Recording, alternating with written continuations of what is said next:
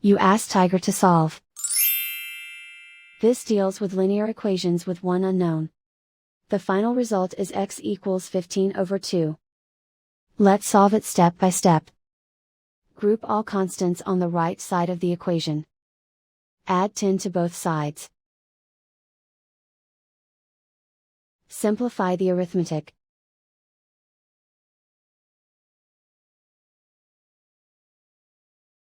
Isolate the x. Divide both sides by 8. Simplify the fraction. Find the greatest common factor of the numerator and denominator. Factor out and cancel the greatest common factor.